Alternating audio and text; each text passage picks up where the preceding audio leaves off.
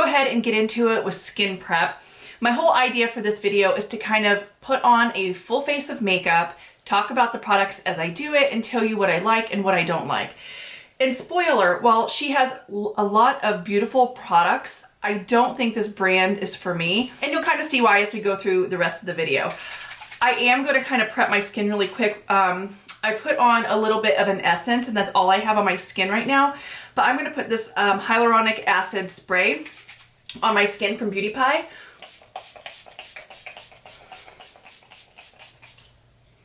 Just to kind of moisten my skin a little bit before I apply our magic cream. So if you guys are familiar with Charlotte, well, this magic cream sample I had solidified. I do have another sample. Let me toss that out. Okay, here we go. And I do have the smaller one here, or it's larger, but it's still a small one. So the whole idea behind the magic cream is that when Charlotte was working as a makeup artist, I don't know that she still like goes and she like works as a makeup artist at this point. But when she, you know, was a working makeup artist, apparently this is supposed to be what her cream that she had in her kit was, that she made herself by mixing other products in the market. If I had to guess, whatever she was mixing together from other products on the market were probably drugstore products that she mixed together to do this, and now she's charging like an arm and a leg for this cream. The only other thing I could think that maybe she had mixed in with it would probably either be like, because she wanted a sheen on the skin, could possibly be like the Nivea cream for the cheaper version, or like the La Mer might have been mixed in for a more expensive sort of version. And while this does give like a somewhat nice sheen to the skin, I have tons of other stuff that kind of preps the skin better and gives a sheen, and it's at a much lower cost. And I also find that even though this gives a sheen, I find that it sits on top of the skin and my skin doesn't feel moisturized from it. And I know she has a skincare line, and maybe this isn't meant to be like moisturizing, because I feel like I have to keep putting more on. Maybe it's not meant to be like full on moisturizing. Maybe it's just meant to give you a sheen. But I feel like if you are wanting to do like good skin prep for makeup, instead of just making your skin appear to be moisturized, I think the best way to do that is just to like moisturize it. So for me, this isn't the best. You know what though? It could have also been like some Embryolisse mixed in with like some other creams or whatever to give that effect. But either way, I've got that on. I do have one other thing, and it's the Wonder Glow Instant Soft Focus Beauty Flash. And this says that you can use it under foundation for a glow. We're just gonna go for it. And I don't know if there are other colors of this, but for me, this seems pretty deep. Like, maybe not too bad. I just saw it dried on the cap and it looked really deep. But I wanna do like a thin sort of layer all over the face. That's not too bad. I don't really notice that it's doing a whole lot though, but that's fine.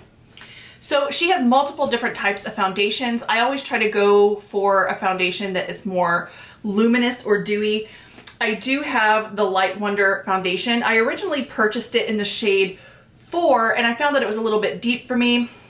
So then I went to Beautylish and I got it in the shade 3 specifically for this video. The problem is I don't find that it's that much lighter, and it's still pretty orange. And then the other thing is I purchased this from Beautylish and they sent it to me and it was already expired. And so I contacted Beautylish and I was like, hey, you sent me an expired product. And so they resent it and they sent me one that was expired at the same time. I have a feeling though, because this is pretty dark, but I have a feeling that the reason why there is an expiration date on this product is because of the SPF in it, and because nothing else seems off about it. So I have a feeling that's why, and I'm gonna just go ahead and use it anyway. Because the foundation though is so orange in color, I am gonna go in with some blue pigment. This is how I change my foundations to make them just a little less saturated, so that they look better on my skin. So I'm gonna take that blue pigment on the back of my hand along with this, and there we have it. So We're gonna go ahead and just work that in. So I know a lot of people use green to make things more desaturated or olive, but I find if the foundation is yellow or if it is leaning orange, blue is the perfect thing to put in. Now, I guess if it's leaning pink, maybe put the green in because that gives you a little bit of the yellow and the blue to kind of bring it around. But if the yellow is already in existence in the foundation shade, just the best thing to do is just add blue. So this is giving a nice finish to the skin. I'm gonna add some more. I guess I gotta mix some more on the back of my hand here. I think I put you put too much blue in, it just goes gray. So I'm gonna put it a little bit more foundation here. That's why I'd normally like to do it on a palette, but I think my palette's dirty. Okay, so there we are, that's where we need to be. And I'm just gonna work more into the skin. So I don't have a Charlotte Tilbury concealer or Charlotte Tilbury brow products. So I'm gonna jump off really quickly, do some concealer and brows, and then I'll be back to do the rest of the look. All right, so I kind of have my canvas ready to put on some color products. So I kind of mentioned a little bit in the intro that Charlotte Tilbury is not really a brand for me. And the reason why is I find a lot of her products pull pink. And things already kind of pull pink on me, and I know that that's her whole aesthetic. But I find a lot of the products are not flattering on me because of that.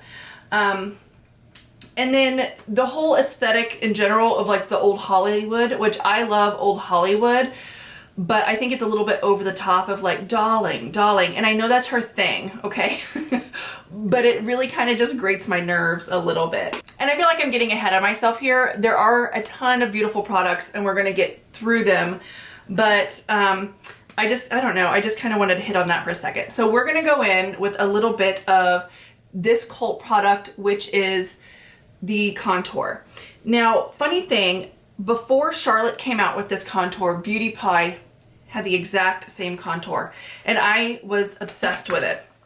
And the weird thing is the Beauty Pie one leaned a little bit more kind of gray, at least the shade I had. The shade I have from Charlotte Tilbury is the fair to medium.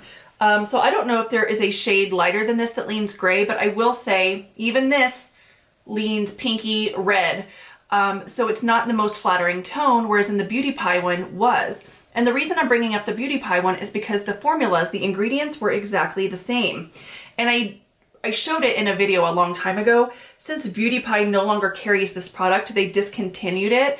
I'm gonna have to try to pull up those old ingredients from one of my old videos if I can.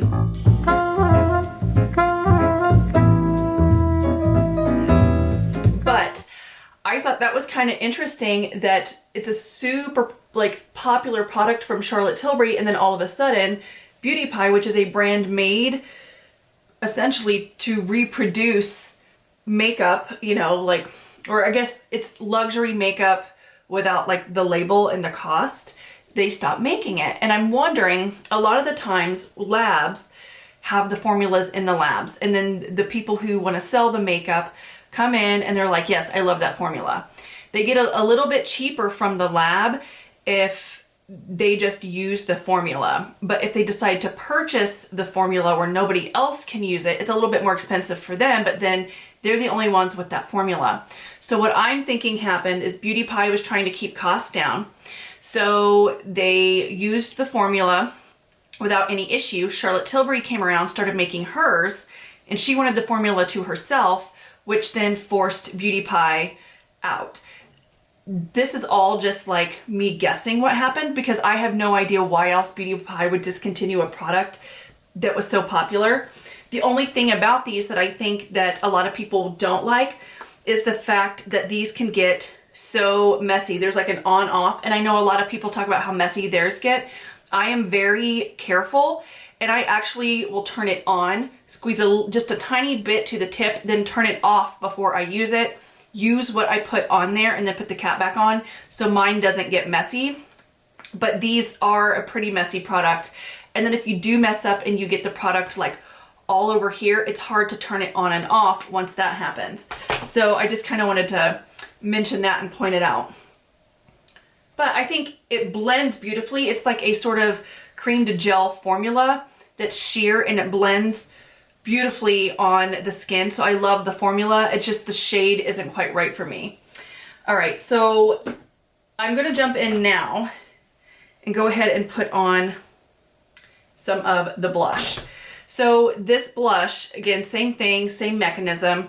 And this is the shade Peachgasm. She also has one I think that's more popular called Pinkgasm, but again, pink's not for me. So I'm gonna just squeeze a little bit up and then turn it back off and then use now what is in the head of it.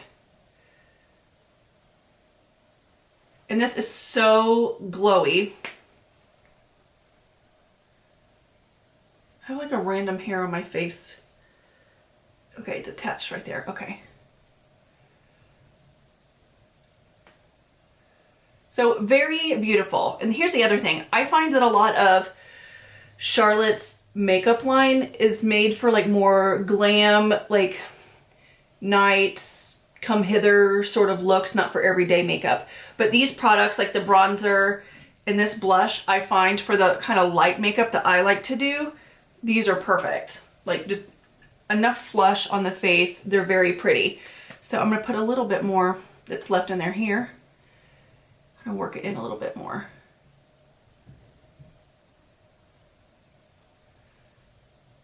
And even this leans pink, which it's peach, so peach typically has a little bit of pink in it, but just everything just leans very pink. Even her ads look like they have like a pink filter over everything. Also, I'm hoping that maybe YouTube does its magic and like puts their holiday ad in front of this video. It's the most obnoxious ad I have ever seen. And there for a while I was seeing it on everybody's, but it's like, maybe I'll just find a clip and put it here instead of like singing it, but it's like, was it trinkets and treats and presents galore? Like the song was like so off. I want to know who wrote that. Trinkets and treats and treasures galore. But it got stuck in my head, which I guess that's a jingle it's meant to. But I hate it. Okay, so I'm not gonna put any highlighter on or anything like that, and I'm gonna jump into eyeshadows. So you can probably tell by the way I've done my makeup so far that I prefer cream products. I do have quite a few of her powder products, and we're gonna get into that here in a second. But for eyeshadows, she has these.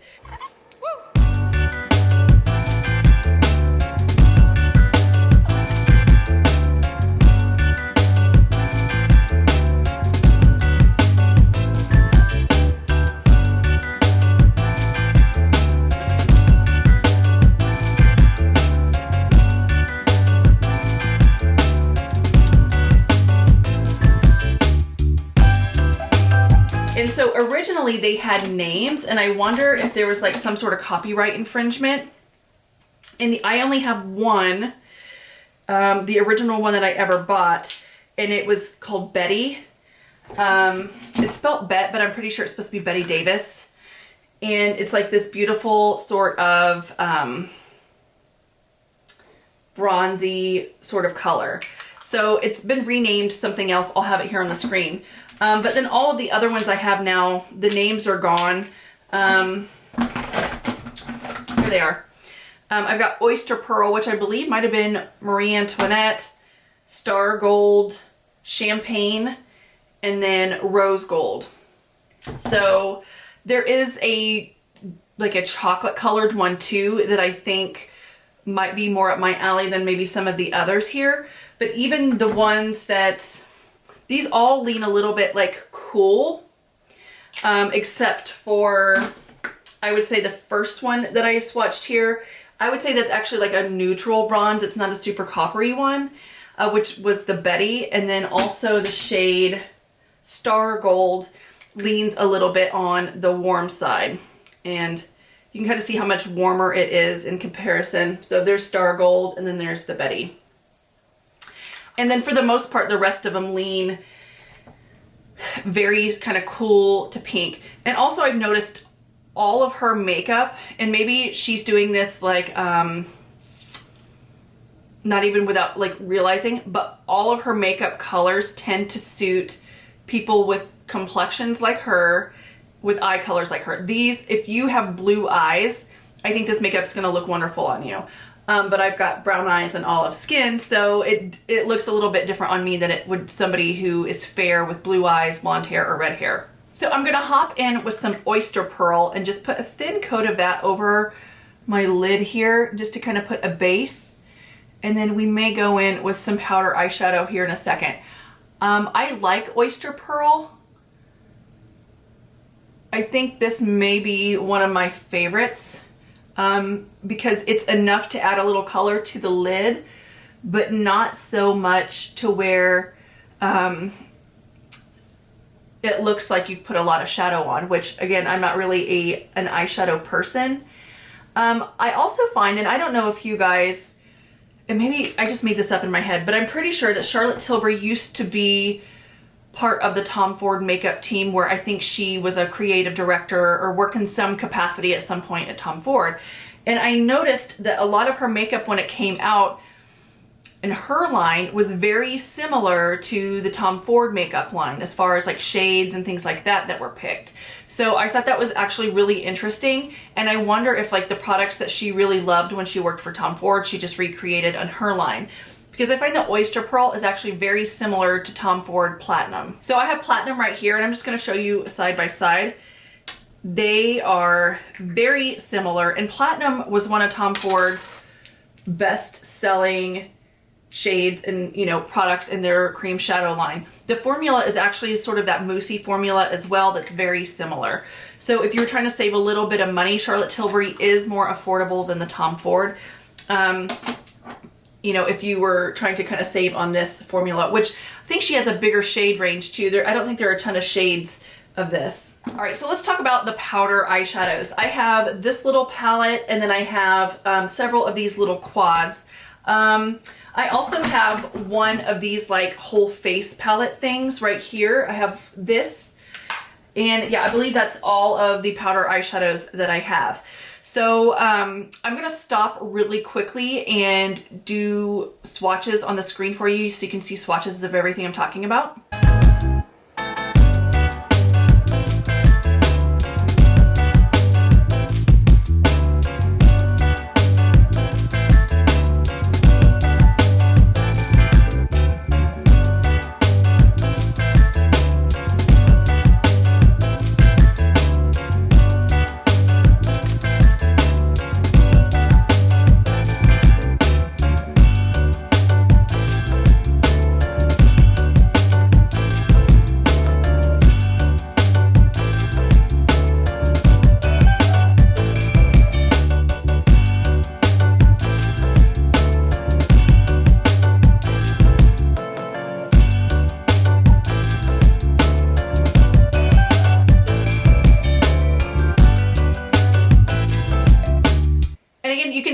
From the swatches, even shades that aren't really meant to be kind of like cool or pink or whatever, they are.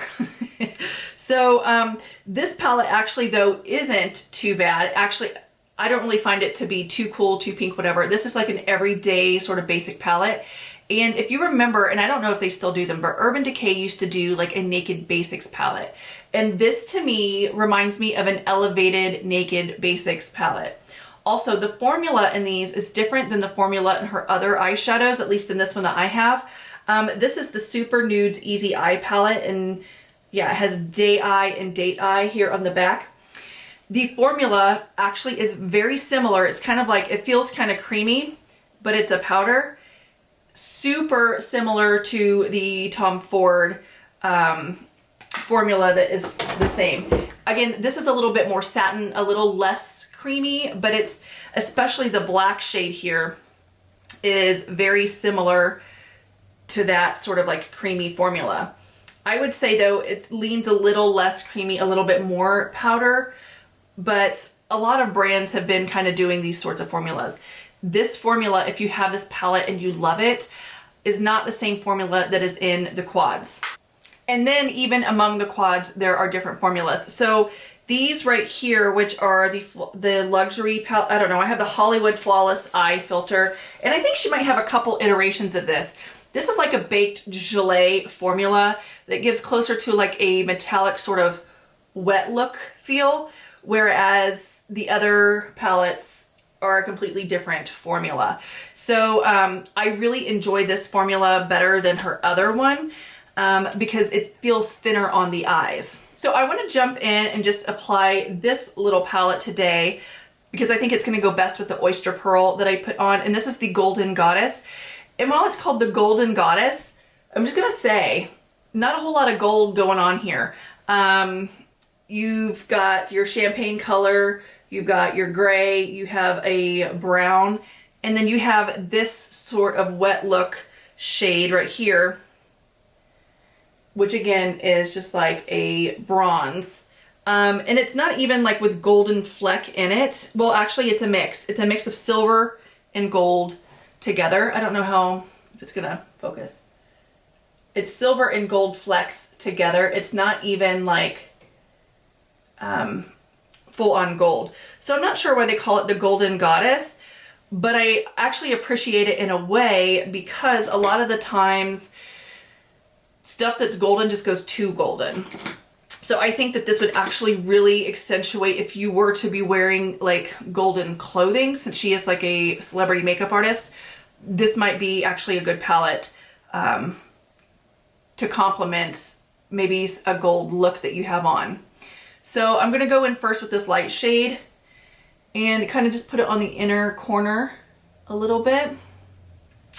And then I'm going to go in with the more gray tone and just place it here on the outer half of my eye into the crease. And then I'm going to take the more bronzy tone and kind of just dust that across the lid. Then I'm just going to use this clean, fluffy brush to kind of blend everything. And then taking this pencil brush, I'm going to mix between this sort of champagne and the gray and bring that under the eye. And then I'm just going to take this sparkle shade right here and pat it into the eye. All right, so we're going to leave the eyes for a minute and focus on the rest of the face. So I do have quite a few cheek products from her. The first, I have this little palette that has like the contour, the bronze, and then the highlight and like a blush topper slash blush. This is a completely different formula than this. So this is the Film Star Bronze and Glow. This is more of a regular sort of powder formula, and this is a sort of baked gelée formula. If you're wanting something to look really light on your skin, less makeup like, this is actually the better formula. But for like ease of application and just kind of slapping it on, this is fine too. I've had this for a while and I've just been trying to force myself to use it up. I was a little bit annoyed at how cheap this packaging was. Even though it's beautiful, the clasp doesn't work, and so it literally just falls open in my makeup bag. And it's done that essentially since I first got it, and I have no idea what's going on with it. So there's that. I also find originally she only came out with like, I think 1 or 2 shades. She has expanded. But I also find it so weird because I'm pretty pale, and this right here seems, since it's opaque, it just kind of seems like on my skin. If I were to put this on my cheek, that's why I haven't used very much of it. If I were to put it on my cheek, since it's opaque, it almost gives like a sort of, well, it just kind of muddies up my complexion, I guess. Like if I turn my face, you can see that there's like a kind of under color to it, even though it's not dark. It just kind of looks, I don't know, it just can muddy it up. And it's not as refined as you would like hope something like that would be.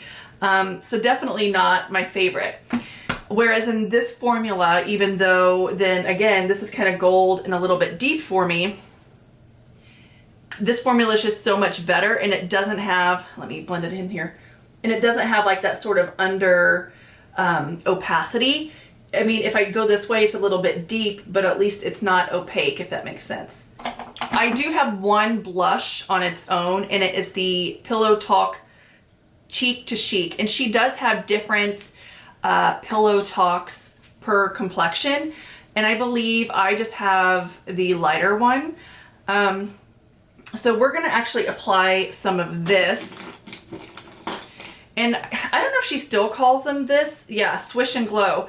Oh, this is a Swish and Glow, but her other ones are like the Swish and Pop. So essentially you would go around the outside for your color, and then there was usually like a darker or a brighter shade in the center, and then that would be like your pop of color on your cheeks. But we're gonna go around the edge here and just kind of apply.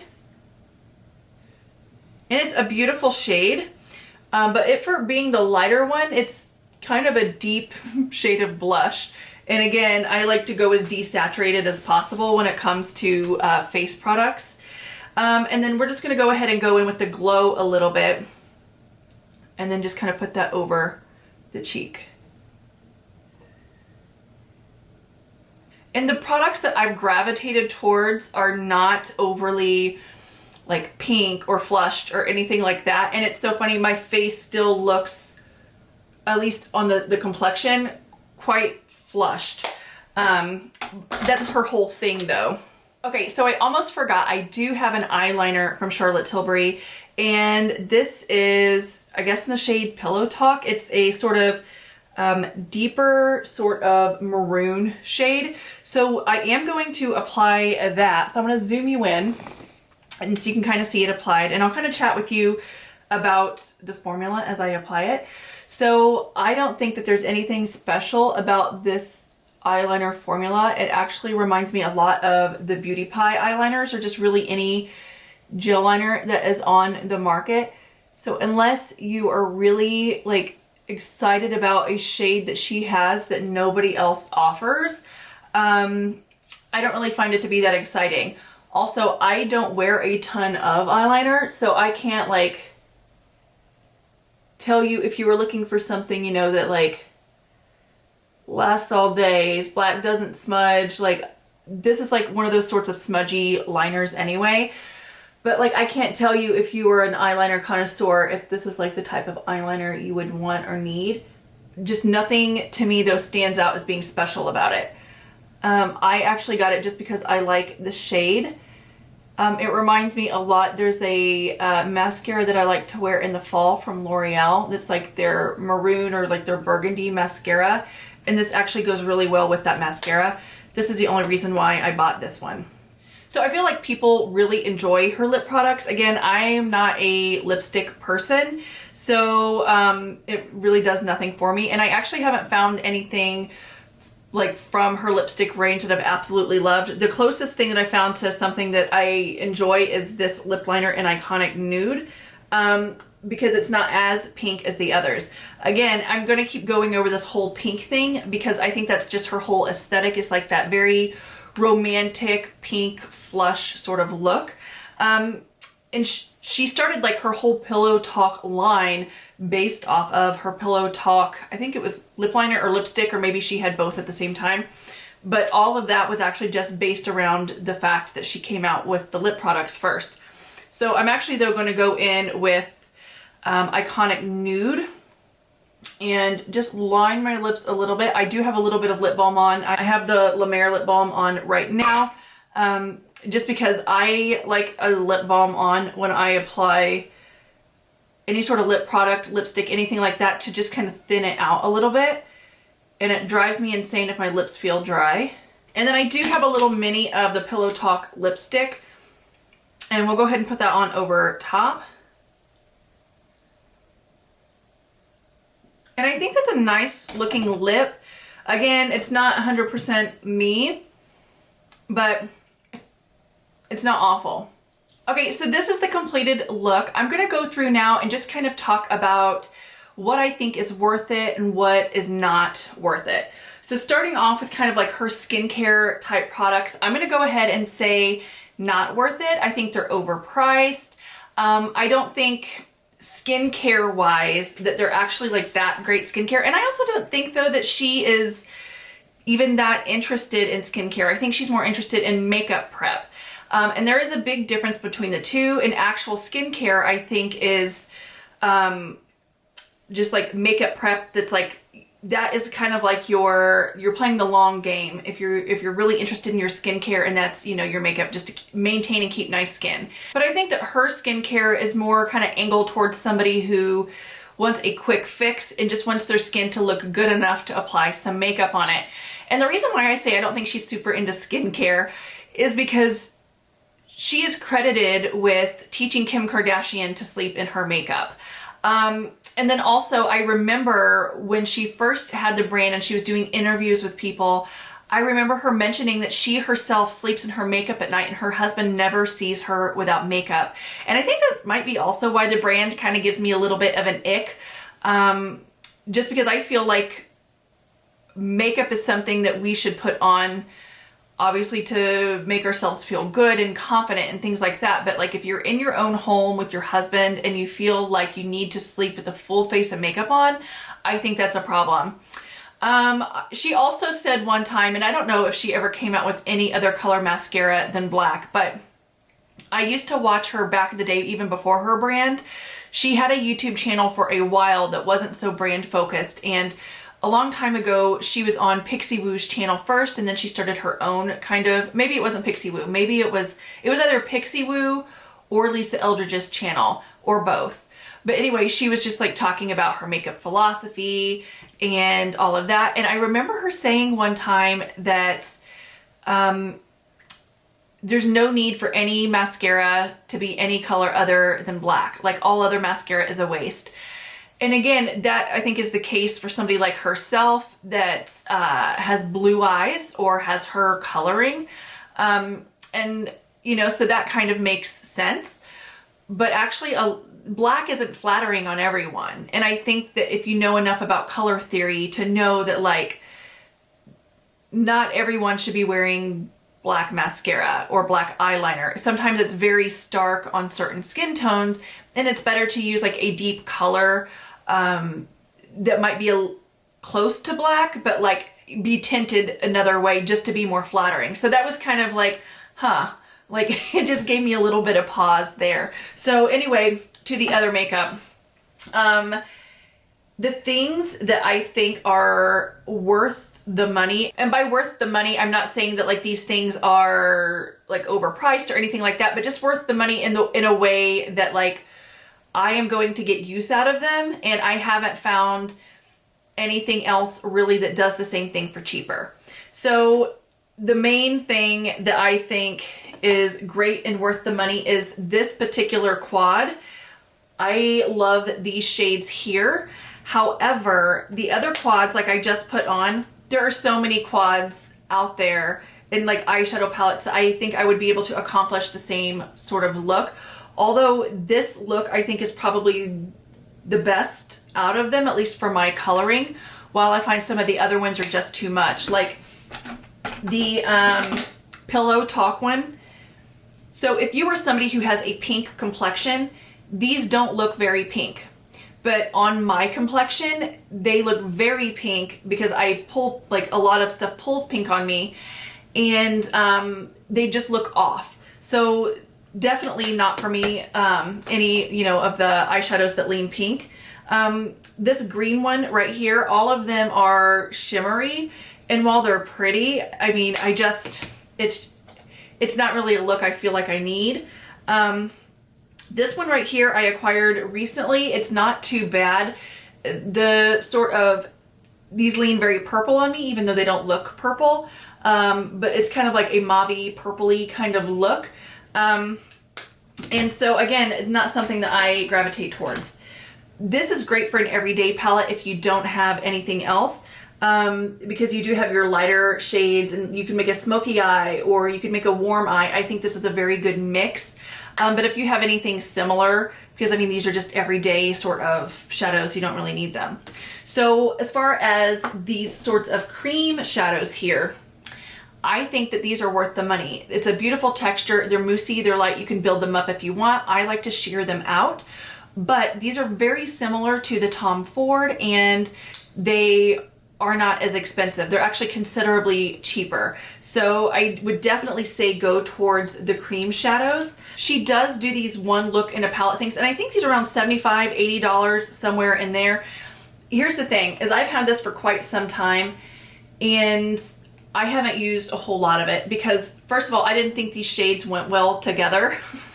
I didn't think they were paired very well, and I know why they did what they did by putting that black in there, because black tends to deepen things up, obviously, and lots of people can use it for liner, things like that, so I know why they put it in there, but it just kind of seems, if I were to cover it up, it just seems out of place in the palette. And it didn't give a cohesive look. She has other shades though. I'm not saying that this is the only shade you can get. She does have other shades in this, but like if you're gonna spend that much on a palette and your plan is to use only that palette in your makeup bag, you definitely want your look to be a little bit more cohesive. And then this yellow highlighter, I know that, I mean, that since it's kind of like a yellow gold, it does work on a multitude of skin tones. But again, it just wasn't really, it didn't seem like it belonged in this palette. And I've already explained why I don't like this. It looks muddy on my skin. Everything I do, it just looks off. Even the bronzer does to an extent. So, I mean, I try to force myself to use it because I paid good money for it, but like, not loving it. So this one right here though, I think the formula is way better if you don't already have shades like this in your collection or formulas like this. I think it's great. But this sort of baked gelée formula, just for example, has been done also by many other brands like NARS. So it reminds me a lot when NARS kind of changed their Laguna bronzer formula for a while. And I think they were called the Sun Wash Diffusing Bronzers. It's that same kind of formula. And then same thing, these are kind of the baked sort of gelée. Very similar to that. So I like this one. I like my NARS better than I like the Charlotte Tilbury, but kind of like the same idea, and the formula is so much better and it's so much thinner on the skin, so it doesn't look like you're wearing as much makeup. I find that her makeup is meant to look very makeup-y, like old school Hollywood, and that's fine. But for everyday, like on me, I didn't make my makeup today look a ton like makeup, but compared to how I normally wear my makeup, which I'm saying makeup a lot, but how I normally like put on makeup in the day, this feels like a lot of makeup. So it's just not really my thing. So to me, on these, I'm a little bit torn, worth the money, not worth the money, just because I know that Beauty Pie made these for a while and then stopped. The bronzer one, they may still have the highlighter, I feel like, but I did check the highlighter formula, and Charlotte's highlighter formula is different, and it actually thins out a little bit better and is less sparkly than the Beauty Pie, so I don't suggest these in the Beauty Pie formula, but the bronzer was perfect. I would say for me, these are not worth the money for the simple fact that the coloring is off on this. I love the formula of this, but if you have a pinker sort of skin tone, this is going to be perfect for you because it's not going to lean super, super red or pink on you. It's going to look fine. And then the blush and highlighter, I have other highlighters and blushes that I love just as much. And if you have something like these liquid NARS blushes right here with the pump, you get a ton of product in these. And what I've been doing and getting that same sort of like shiny effect as you get from that, if I can find it here, I mix in a little bit of my Auric, just like a drop of the Auric in with a NARS blush, and it gives the same effect. But look how much more product I have here. The Charlotte Tilburys are like always sold out. It's messy. So I would actually I picked up the wrong thing, but it's messy as well, and so I find that this might be a better option for you, or especially if you have a kit and you're doing somebody else's makeup, you can't really go in and dab this on people. You're gonna have to put it onto a palette anyway. You might as well just do this. And yeah, the lip liners, eyeliner, lipstick, I find nothing bad about them, but I also find there's nothing special about them either. So for some people, again, those might be the perfect tones, but they've just never really worked for me. I think today is okay because it's like dampened down with like a ton of lip balm. So anyway, I hope you enjoyed this video. If you have been looking over, trying to figure out what to get from Charlotte Tilbury, if you haven't bought anything from her, maybe this is a good stepping off point for you to try to figure out what would work for you and what wouldn't. And again, if you lean a little bit more pink, you are going to love this brand because I think everything is made to flatter you. So yeah, if you have a pinker skin tone and blue or green eyes, this stuff is gonna look amazing on you. So anyway, hope you enjoyed the video and I will talk to you guys in the next one. Bye.